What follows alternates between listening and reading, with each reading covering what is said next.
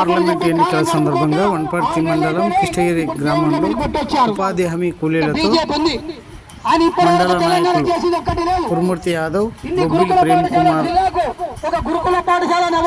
MPTC Dharma Nayak, స్థానిక మాజీ సర్పంచ్ భర్త వెంకటయ్య, ఆంజనేయులు,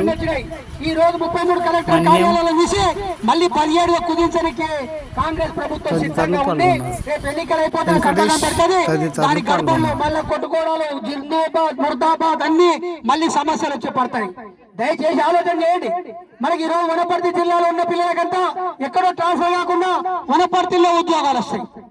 బయట పోవాల్సిన జిల్లా ఉద్యోగాలు ఉంటాయి. వాళ్ళు ఎక్కడ పోవాల్సిన అవసరం లేదు. రేపు నాగర్ కర్నూలు ఒకటే అయితే అచ్చంపేట, కల్వకుర్తి, కొల్లాపూరు, నాగర్ కర్నూలు, గద్వాల, అల్లంపూరు ఇంతమంది ఇన్ని జిల్లాలలో ఎక్కడైనా ఏ మూలకన్నా ఎక్కడైనా పోవాలి మన పిల్లలు రేపు. అలాంటి పరిస్థితి ఏర్పడుతుంది. కేసీఆర్ గారు అనుభవపూర్వకంగా ఆలోచన పరంగా మనకు అన్ని జిల్లాలు చేసి పెడితే ఈ రోజు చాతగాని దద్దమ్మల్లాగా పనిచేయడానికి చాతగాక ఒక ప్లాన్ తెలియక ఒక పథకం తెలియకనే ఈ పద్ధతి చేస్తున్నాడు. కుండలు అన్నం ఉంటుంది. 4 పిల్లలు ఉంటే 4 పావుసార్లు పోసి వండుతాం. 4కి ఎట్లా పెడతాం? తల్లికి తెలుసు, తండ్రికి తెలుసు. కేసీఆర్ దుర్గంగా నేను ఇయ్యనయ్యి అడ్డగోలు హామీలని అడగకుండా ఇచ్చే హామీలుగా సంవత్సరాల కింద దశల వరకు పెంచుకుంటూ పోతాయని చెప్పిండు. ఈయన లంకెన్ బిందెలు దొరుకుతాయని చెప్పి వచ్చి 420 హామీలు ఇచ్చి లంకెన్ బిందెలు దొరక ఉత్తకుండా లేవు అంటాడు. ఈ అన్నం వల్ల పువ్వ లేదురా బాబు, బియ్యం ఇట్లా లేవురా అంటే లంకెన్ బిందెలు దొరుకుతాయి ఎట్లా వెళ్ళి పెడతా? అన్నం అందరికి పెట్టగలుగుతారా? పిండి లేదు రొట్టె కొడతారా?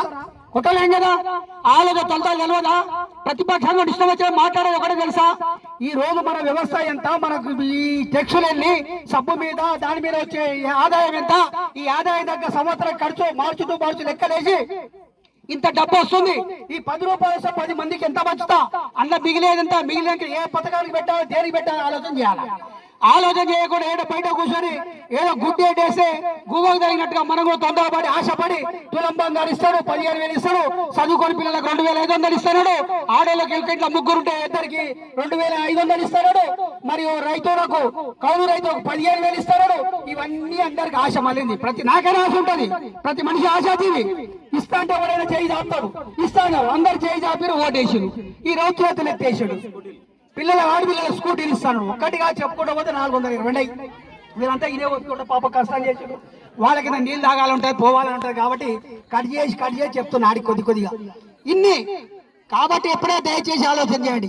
మన తండ్రే ఉంటే ఏ విధానం చేస్తారో కేసీఆర్ గా అన్ని విధాల పథకాలు మన ఎన్నడూ కళ్యాణ లక్ష్మి ఇయ్యని అడగలేదు, ఏ పథకం ఇయ్యని అడగలేదు. అన్ని ఆయన ఇచ్చుకుంటూ పోయాడు. అన్ని అయినా వేసుకుంటా అని చెప్పి ఒక డబుల్ బెడ్రూమ్ ఇల్లు ఇచ్చి అనుకున్నట్టుగా ఒకటి చేయలేకపోయాడు. సమయం సరిపోలే. ఎందుకొరకంటే చెరువులు, కుంటలు ఇవన్నీ అచ్చంపేటలో చదువుకున్నాడు, అల్లంపూర్లో పుట్టిండు. ఐఏఎస్ అంటే మామూలు కాదు. అమెరికా లోపలే అద్భుతమైన కళాశాలలో ఇండియాకి వెళ్ళి వచ్చింది ఒక్కరికే ఆ సీటు. ఆయన చదివింది గవర్నమెంట్ స్కూల్ అనే, ఎక్కడో పెద్ద నారాయణ స్కూల్ అటువంటి చదివినోడు కాదు, మామూలు ప్రభుత్వ స్కూల్ చదివి ఈ రోజు ఐఏఎస్ గా ర్యాంకు కొట్టినోడు 60 మందిలో మొట్టమొదటి వాడు ఇండియా లోపలే మా తెలంగాణలో నెంబర్ 1. ఆయనకు 2,63,000 జీతం. ఆ జీతాన్ని వదిలిపెట్టుకొని 20 ఏళ్ళ సర్వీస్ ఉంది ఆయనకు. ఆ సర్వీస్ వదిలిపెట్టుకొని విద్యార్థుల భవిష్యత్తే నా ధ్యేయం, పేదింటి పిల్లలు అభివృద్ధిగా చెందాలనేది నా పట్టుదల. అందుకొరకే నేను వచ్చిన రాజకీయాలకు. తొలుత బహుజన సమాజ్ పార్టీతో తెలంగాణ పార్టీకి 2 సంవత్సరాలు చేసిండు ఆయన. ఆ తర్వాత అలవెన్స్ పెట్టుకొని నార్కల్లో నిలబడదాం కూడా మోడీ గారు ఉండి అలవెన్స్ నిలబడితే బాగుండదని చెప్పి మాయావతి బటన్ నొక్కిండు. ఆ బటన్ నొక్కలో మేము తెలంగాణలో మేము అలవెన్స్ మా బీఆర్ఎస్ పార్టీ లేదని చెప్పినందున అప్పుడైనా బీఆర్ఎస్ పార్టీలో కేసీఆర్ పిలుపు మేరకు నిరంజన్ రెడ్డి గారు సహకారంతో వచ్చిండు. ఇప్పుడు నిరంజన్ రెడ్డి ఒక మేధావి, ఈయన కూడా మహా మేధావి.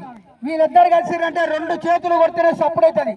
వీళ్ళిద్దరు కలిసిరంటే మన నాయకులు భారీ అభివృద్ధి చెందాలనే మాట కూడా మనవి చేస్తున్నాం. దయచేసి ఆలోచన చేయండి. మన పిల్లల భవిష్యత్తు ఆలోచండి. ఒక లంబడల పాప, ఆ పాప వలాబత్ పూర్ణ ఆనంద్ ఎవరెస్ట్ శిఖర వ్యక్తి వరకు ఆ పాపను ప్రవీణ్ కుమార్ గారు తిప్పలబడి ఆ పాపను ఎవరెస్ట్ శిఖరం తెలంగాణ బిడ్డ ఎవరెస్ట్ శిఖరం ఎక్కింది. మరి ఎంతో మంది ఐఏఎస్ ఐపీఎస్ ఆఫీసర్లు అయిన ఈరోజు చదివించిన పిల్లలే. ఈయన ఈ 10 ఏళ్ళకెళ్ళి గురుకుల పాఠశాలలో కార్యదర్శిగా పనిచేసి చాలా అద్భుతాలు చేసిండు.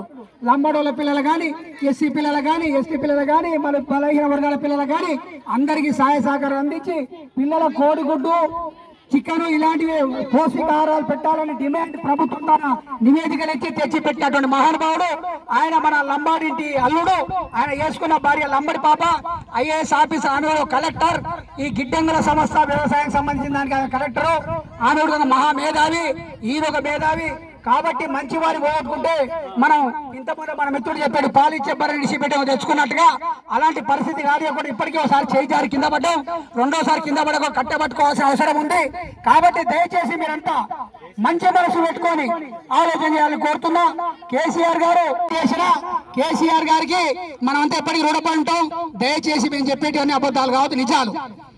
రేవంత్ రెడ్డి లాగా అబద్ధాలు చెప్పి కళ్ళబొల్లు కబుర్లు చెప్పి మాయమాట చెప్పి ఓటు వేయించుకొని రాలేదు, వాస్తవాలు చెప్పి ఓటు వేయించుకొచ్చిన మాట మాట్లాడుతున్నాను. రేవంత్ రెడ్డి వచ్చినట్టు మాయ మాటలు, తిట్టు పురాణం. కేసీఆర్ గారు ఎప్పుడు తిట్టడం తప్ప ఇంకో పని చేసలేడు ఆయన. కేసీఆర్ మాట్లాడితే తొక్కుతా పాతాళానికి పోతావు. నేను నల్లబల్ల అడవులో పుట్టి ఆడ పుట్టి కలవకుర్తి పక్కల కొండరెడ్డి పిల్లల పెరిగింది వనపర్తిలో రేవంత్ రెడ్డి.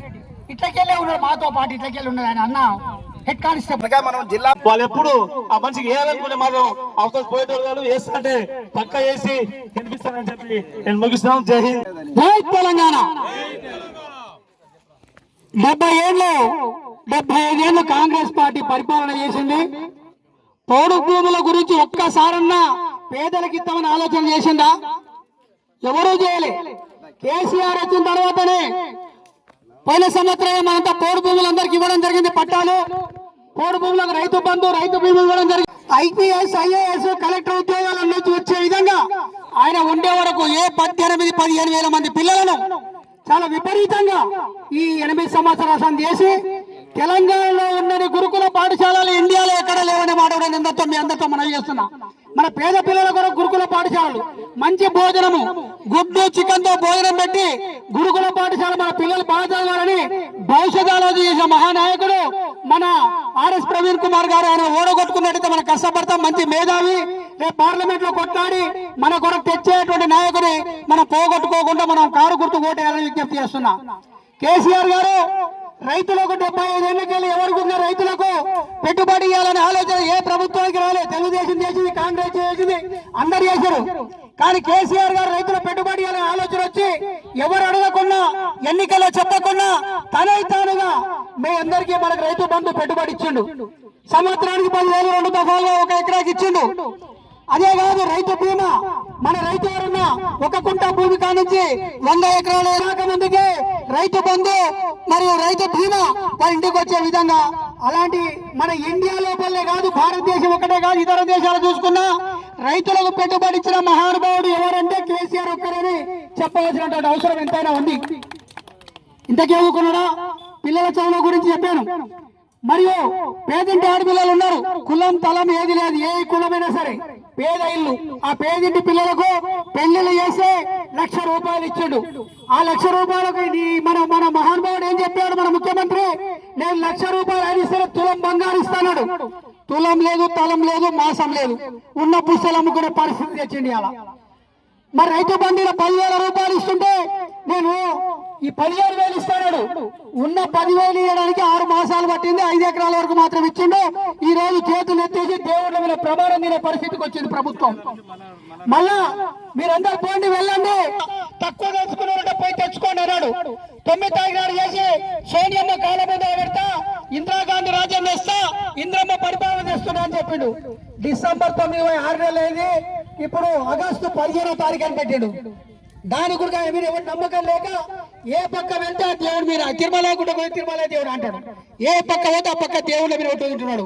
ఆయన అల్లంపూర్ అభ్యర్థి ప్రవీణ్ కుమార్ కి ఓటేసి గెలిపిస్తే మనకు ఏ అభివృద్ధి చేయాలనుకున్నా మనం ఏదో అన్ని కారణంగా మన సారు అంత అభివృద్ధి చేసి ఓడిపోయినందుకోసం ఈ కానుకగా ఈ ఎంపీకి మనం ఒకసారి రేపు 13వ తారీఖు ఓటేసి గెలిపిస్తే మన అందరం ఆయనకు తోడుగా ఎంపీ ఉంటే ఆ ఎమ్మెల్యే కానీ ఎవరికైనా కానీ ఒక పని చేసే అభివృద్ధి చేస్తారని చెప్పి మీ అందరికి చెప్పుకుంటున్నాం. వాస్తవంగా మనం ఏమనుకుంటాం అంటే అరే మార్పు కోరుకున్నాం అనుకుంటాం. మార్పు కోరిన ఏముంది, ఆయన ఏమనుకున్నాడు, నేను ముఖ్యమంత్రి అయినాక మీకు అందరికీ ఇప్పుడు దేశ ఊకముందరికి 2500 రూపాయలు పింఛన్ ఇస్తానని చెప్పిండు. అది లేదు. ముసలిదాకా ఏమన్నారు, అమ్మ రేపు మీరు 2000 తీసుకుంటున్నాం కదా, రేపు నేను వస్తే ఈ 4000 తీసుకుని 4000 చెప్పిన ఆయన ఎనికి కోయేసిండు. మీకు ఒడ్లు కొనుక్కుంటే ఒడ్ల మీద 500 బోనస్ అని చెప్పి అది కూడా లేదు. అన్ని ఉత్త బాధలు చెప్పి రేపు అయినాడు ఆయన కూడా బీజేపీలో చేరడానికి అయిపోతుంది. దగ్గరికి ఎంపీ ఎలక్షన్ అయిపోతే మన ముఖ్యమంత్రి కూడా సదంపులు కట్టుకొని రేవంత్ రెడ్డి గారు కూడా బీజేపీకి పోలికి రెడీ అయిపోయిండు. మనం ఇక్కడ ఉన్న ఈ రోజు ఉన్పర్తికి అంత అభివృద్ధి చేసినట్టు మనం వాస్తవంగా స్వతంత్రం వచ్చిన నుంచి ఒక 70-80 సంవత్సరాలు అవుతుంది, కానీ అంత అభివృద్ధి చేసే నాయకునికి ఈ రోజు మనం ఓడగొట్టుకున్నాం. ఆయన కోసము ఈ రోజు రేపు పార్లమెంట్ ఎలక్షన్ లో మన ఆర్ఎస్ రవికుమార్ గెలిపిస్తే